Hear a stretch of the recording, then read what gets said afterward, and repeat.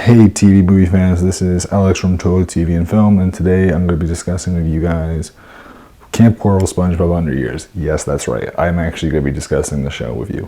For those that are unaware, Kamp Koral, Spongebob Under Years is a prequel show that was a spin-off show that they made as a companion show to the SpongeBob series. Basically, they did a little bit of a teasing of it in the recent SpongeBob Sponge on the Run movie that released on Netflix in countries outside the U.S. and that was back in, I think, like December or something like that. And then in the U.S. they just released it on Paramount Plus. So for those that are interested, you can go watch that. But they did a little teasing of Kamp Koral, which this show is the main focus of, SpongeBob's time at Kamp Koral when he was a kid. So we get to see that in the show. And the show, again, as I said before, is surprisingly good. Many people initially looked at the animation, were not super impressed, found it kind of ugly, kind of weird looking, because it's CG, it's different.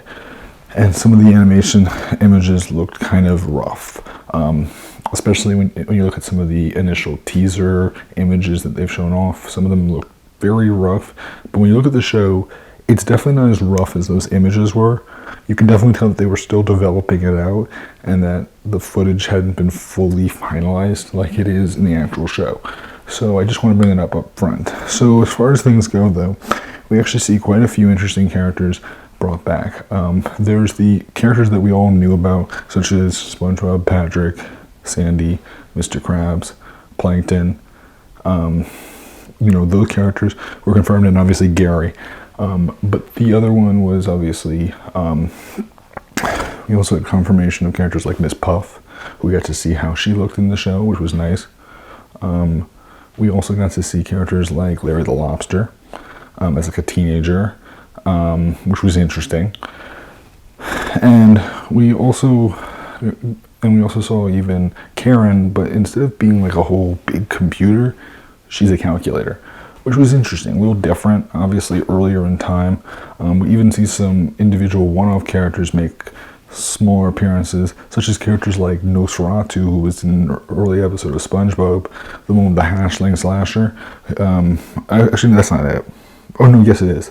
That's right, that was it. And we actually get to see like Nosferatu Jr. basically, or Ferratu Jr. Or Kid Ferratu. That's the name. Sorry, Kid Ferratu. We see him. We see Kevin the Cucumber. We see Bubble Bass. And we see a number of other characters that are major. I don't know if I mentioned Squidward, but yeah, obviously Squidward's in this too. All the major players are in it, but there's also a lot of like interesting Easter eggs with like minor characters showing up. And it's nice. There's a good roster. We do also see Pearl, which I think I missed. But yeah, again, there's a lot of interesting characters, a lot of interesting story. We also have original characters like Narlene and Nobby, which are these newer characters that were specifically meant for the show. We don't know what happened to them in the modern show, obviously, and we may never know. Again, they may be specifically just for that show. But one thing they did address in actually one of the later episodes of these first 6 episodes was actually the big thing that a lot of people have been questioning since the show was announced, because Sandy's in the show, which is, why is she in the show? Because again, continuity-wise, SpongeBob never met Sandy until until one of the early episodes of the original SpongeBob show.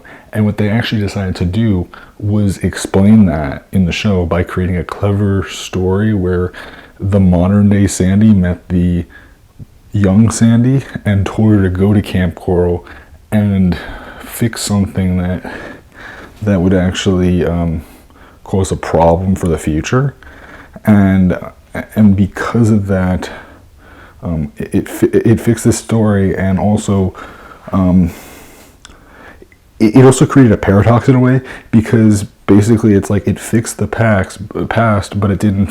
But like technically, that means that she met him in the past, and yet she met him in the present. So it's like how does that work? Because it doesn't make any sense at all. It's a paradox. There's actually another YouTuber who actually discussed this. This whole idea of how there's like a paradox with that story, but it's an interesting story nonetheless. I mean, it creates some sort of continuity of like trying to normalize things, and there's a bit of an explanation that the show actually gives to it, which is good. I mean, it's not just like, you know, she's showing up because they just wanted to have her show up. No, there's a reason she shows up, which is kind of cool. So I appreciate that. It's not one of those things where she shows up and then she disappears. She shows up and she's gonna stay. But we do get to see the traditional animation in the show because of that episode, because we actually get to see, you know, the regular animation for the regular SpongeBob show with characters like SpongeBob, Patrick, and Sandy, which is cool. But we get some really interesting stories. There's a lot of clever, simple plots. A lot of them explain like origins of characters, like things having to do with, you know, when did Plankton become interested in the secret formula? Like, we get to learn that a little bit. We get to learn about, I'm trying to think what else we get to learn about. We get to see, you know, SpongeBob jellyfishing for the first time, and a few other things that are like, we didn't know these things before, and like, this is an origin story, so it's sort of like we get to see certain things that we never got to learn about in the original show from SpongeBob as an early kid. The thing that's also worth noting that is very obvious is the fact that this show definitely takes place at least a few years after the scenes from Sponge on the Run, because you can tell that in the scenes that are based in Kamp Koral, he's probably in his first summer there, while this show definitely shows him being maybe 1 or 2 years older, because he knows the place. Also, there's a point where Gary shows up and he says, "Oh, it's my old friend from Kamp Koral, Gary." And the thing is that in the Sponge on the Run movie, when we see Gary and SpongeBob, it's actually their first time meeting. So we know that this is, you know, at least a summer or two after. This is not his first summer there, which is something to note. But again, lots of cute humor. All the original players are performing their roles, so even though they're younger, they basically keep the same voices. I mean, the voice changes are so minor. Like, it's like slight pitches that are like higher, and certain ones like don't change. Like Patrick just doesn't change, for example. But like SpongeBob, like just slightly higher pitch, and then other characters are just like slight changes, but nothing is like big change as far as like the voices go. But overall, first 6 episodes, really nice stories all around, and I'm interested to see where they go with this. I mean, again, 6 episodes, not a bad start. You know, it's a short kind of thing, but they've already confirmed that there's supposed to be more. And if they go into something that's more continuity driven or, you know, deeper, cool. They don't have to. But I'd be curious to see what they do with this show. It may last a while, or it may not last at all. But again, we have other spin-offs coming in the future, like the Patrick Star Show, which is supposed to come in the summer, so that's something else to look forward to.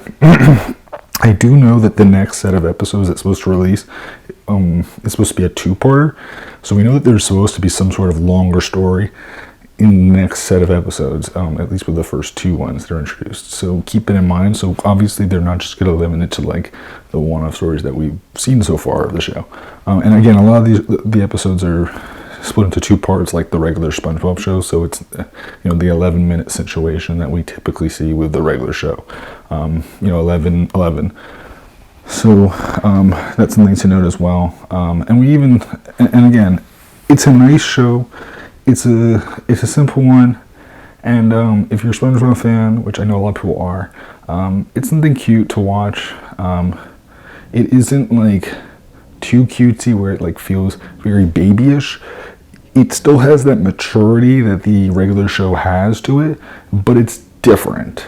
I mean, it's less physical violence. It's more creative story and interesting visuals and other things that I would say are pretty unique, that still feel very much like the regular SpongeBob show, but because of like the 3-dimensional perspectives, and because of, you know, the setting of the show and other minor and major factors of the show, you see that there are some notable differences from what they can do with this show compared to the regular show because of that greater depth and because they're not like the campsite is, you know, not huge but big enough, and the thing is that they can go past the campsite and they can stay in it, and then there are also bunks and stuff like that. So they really are able to create some interesting story with this show, and, you know, introduce even minor characters and major characters, and just create clever and interesting stories. So